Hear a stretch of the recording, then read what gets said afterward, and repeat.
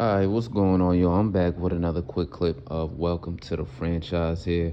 I'm here to just tap into a couple things with the NBA. Got the season back and rolling again. A few exciting games have been going on after the All-Star break because now real basketball is being played. Thank God, that's the shit that we actually want to see, especially after about a week or two. Everyone talking all that shit about the All-Star game and the league and the mindset of the players, how it can get better. I had a previous video about that a little bit as well. But I just want to tap into just a little bit thinking far ahead because I think I got an idea how this postseason and the championship, the whole season ending off, is going to really shape out.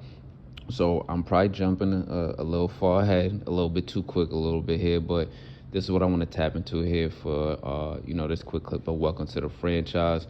Just some crazy off-season things that could take place, some trades, signings, and see if some of these things, could happen that, might make a little bit of sense in a wild way. There'll be some crazy little trade ideas I got in this one that sound crazy and might not happen, but they might.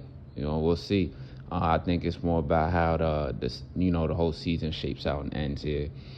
So I'm gonna tap into that right now. First, I want to say, by starting this one off, I'm still standing on. I think the finals is gonna end up being the Lakers and the Celtics. I think that the Lakers could win it. Think they probably should, but the Celtics defense is amazing. You know what I mean? They play really good together also offensively, so I wouldn't be surprised if the Celtics still, beat the Lakers in the championship. But I just think that it's kind of set up here for the Lakers to get to the finals and the Celtics to get to the finals. I have previous volumes and videos on that from before, if you want to tap into those.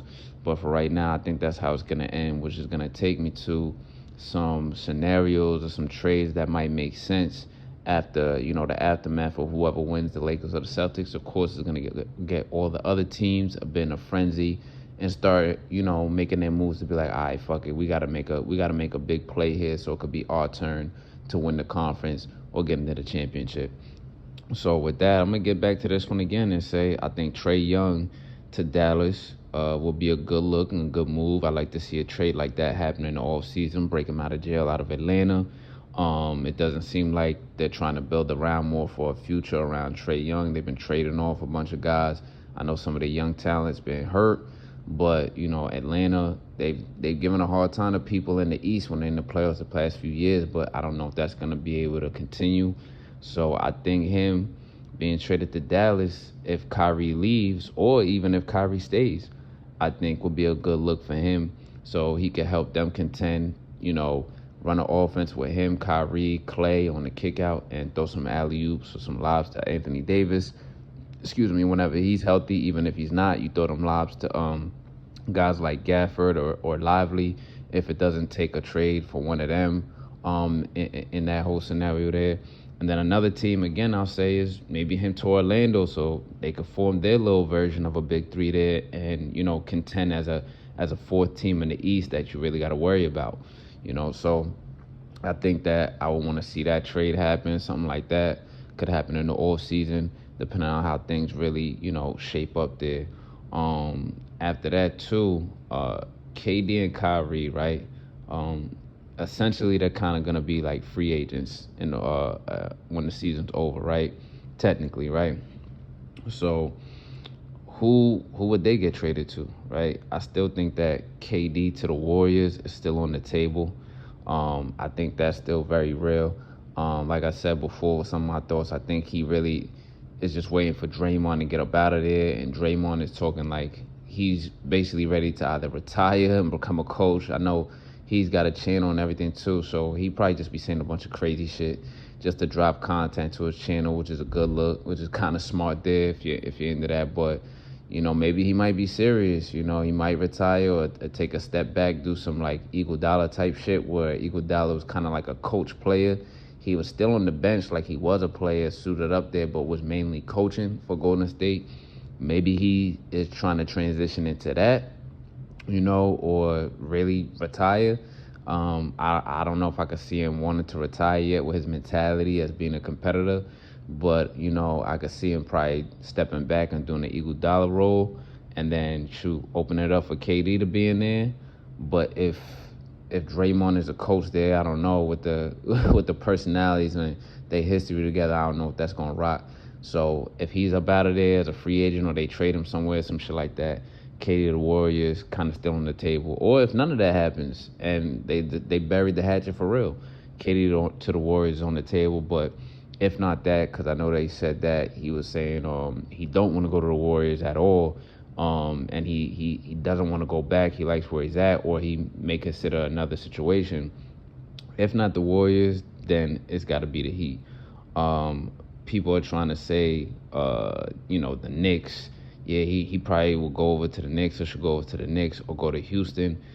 I think all of that is just another bullshit media finesse right there, trying to put their little media opinions and spins on there, since they're, they got the platforms for that, they got the personality, the cachet and everything like that for that they built up over years, so that it could possibly really happen and shit.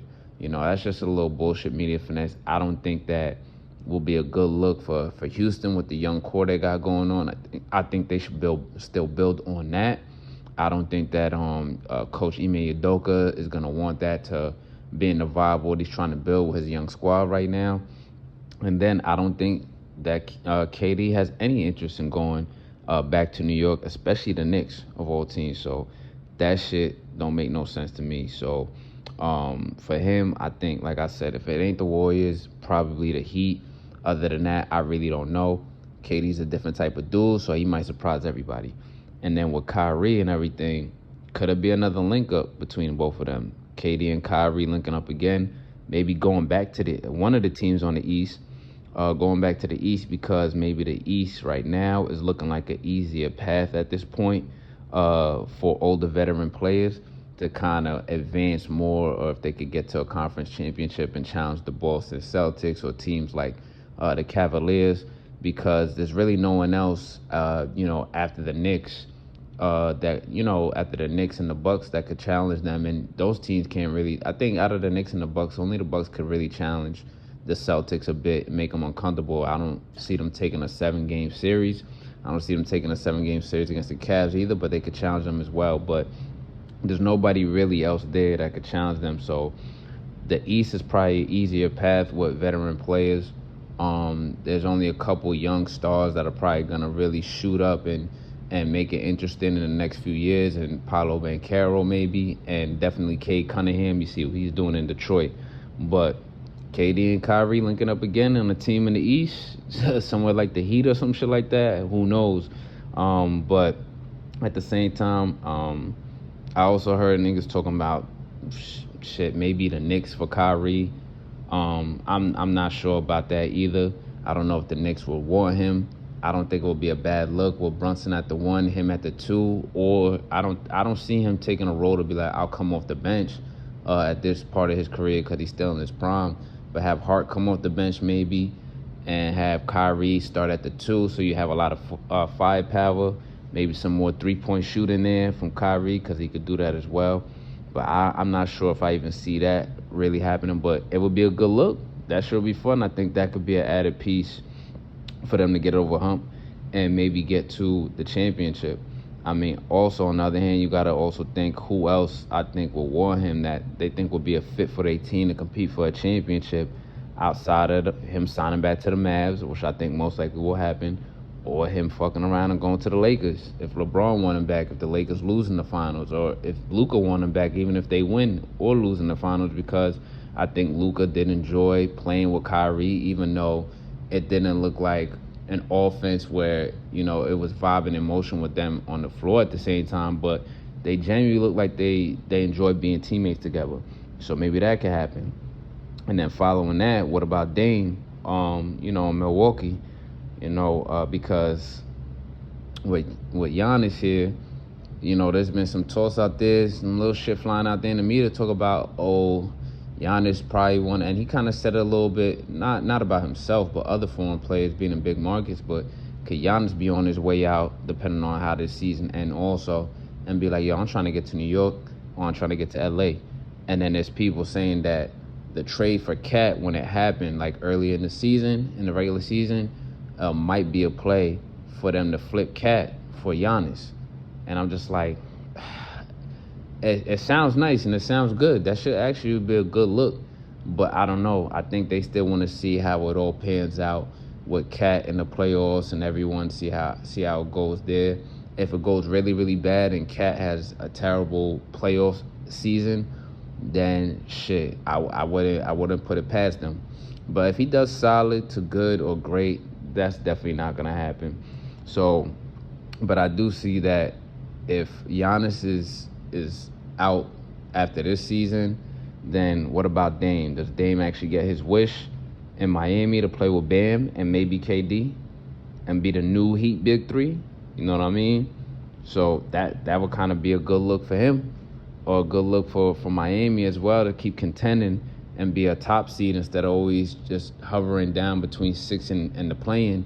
And they still give niggas work. When they be a low seed and they got to play like a 2 or a 1 seed, they still give niggas work every time. But now you'll be a top dog in that conference, and, you know, you can make it interesting. And you got other veteran players you're playing together, once again on the Heat, that could really make shit happen. Or if that's not real, does Dame have an opportunity or a window or a chance maybe to get to Sacktown to play with those veteran playmakers over there in Sacramento, you know, with the Kings, and maybe they make a push in the West Coast and try and get to the conference championship or something like that? Is there opportunity for that? Or even crazier, you know, I'm sure Dame wants to still has the hunger and ambition to get a ring. However, he got to get it now at this point in his career. Is there a window of opportunity? Maybe he finds his way getting to where he's from, back in the Bay with the Golden State Warriors. You play with Steph and you play with Jimmy. You know, if KD don't go there, you know, that kind of could be a good look for him, and see if they can make, you know, one last push, all three of those guys, to try and get a ring. So let's see if that happens. But back to the Knicks flipping Cat for Giannis, I don't see it happening after this season.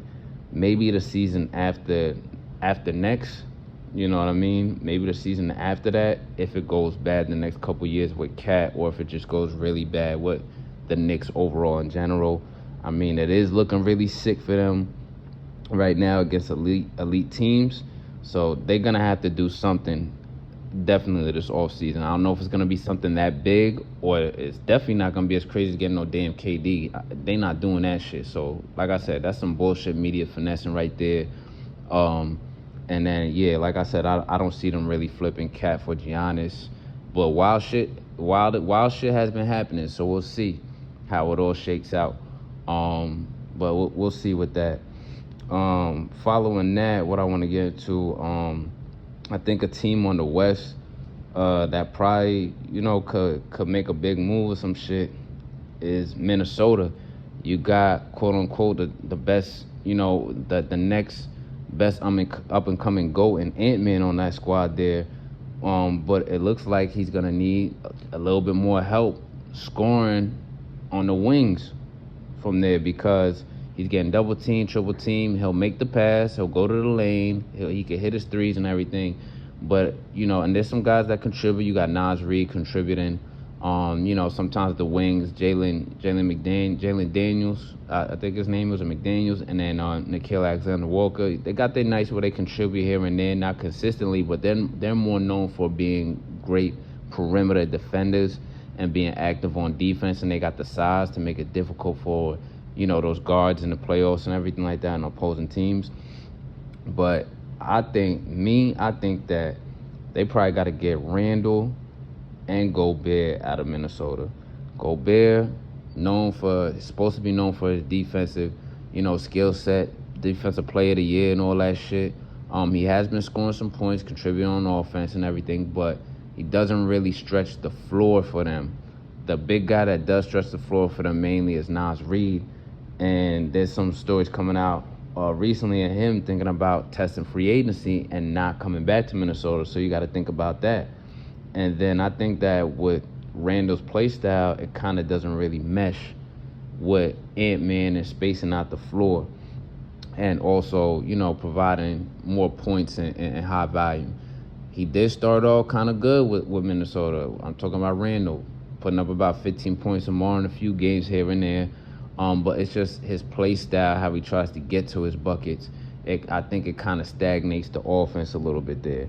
And like I said, Ant-Man's gonna need some more scoring help and some athleticism on the wing a little bit more on the offensive side. And here's a crazy trade I think they probably should try and make, in the offseason, see how everything shapes out. They should probably go ahead and flip Randall for someone like Zion. Flip Randall and a player and a bunch of picks, because you're probably not going to need no lotto picks for a while with Ant-Man. You shouldn't, right? Flip Randall, a player, another player on the roster, and some picks if you can, if it all makes sense, for someone like Zion. Zion and Ant-Man together. That shit would be crazy. They definitely should be in the runnings in the West for a while with that. Maybe take home a chip, before the Spurs dynasty start up and everything. And then maybe trade Gobert for like a Nick Claxton or maybe a Brook Lopez, big veteran, a veteran big man who could play some defense, high energy, that's really a dog when to get in people's face, or even a Bobby Portis. Because if they break up things in Milwaukee or don't go as well down the line, you got to get someone who could play some defense, has some size, a big man, a veteran, but they want to come in the game and fuck shit up. Bring energy, be active. You got Nasri, who's going to want to test free agency. He's a big body. He could, he's good at hitting the threes here and there. He could score. He'll play a little bit of D here and there, get a couple rebounds here and there. But if you could flip Gobert to one of those teams, like I said, for some of those players that are going to be a little bit more highly active on defense, a little bit more tougher, getting guys' faces and contribute a little bit on offense, on crashing the glass and everything like that, catching some lobs and shit from Ant-Man or Dillingham, or if Conley's still there, whatever point guard they're probably going to get in there. I think that could be a difference. Or if they're free agents and they're out there, get them big veteran dudes that are known for that, that'll crash the glass, that'll get tough and get in guys' face and get some blocks. If you could try and get a nigga like Andre Drummond or DJ Jordan, if he still want to play, he up there, they kind of getting up there, whatever, and they got years in the league, get them in the paint, get them in the paint. And, I think if you're able to get someone like Portis or Lopez, who they get rebounds and they play some defense, but they can stretch the floor on offense as well, that wouldn't be a bad look. And you got Zion on the wings also. So I know it sounds a little crazy, but I think those are some of the trade scenarios that will be cool to see. Most likely won't happen, but if these teams want to compete and take out the top dogs and teams like the Lakers and the Celtics and the OKCs and the Cavaliers and teams like that, they want to compete and be in there and have a crazy chance of getting in the championship and win one, I think they got to consider making some wild moves like that. But that's going to wrap up this quick clip here. Welcome to the franchise with me here today. Y'all out there, be easy.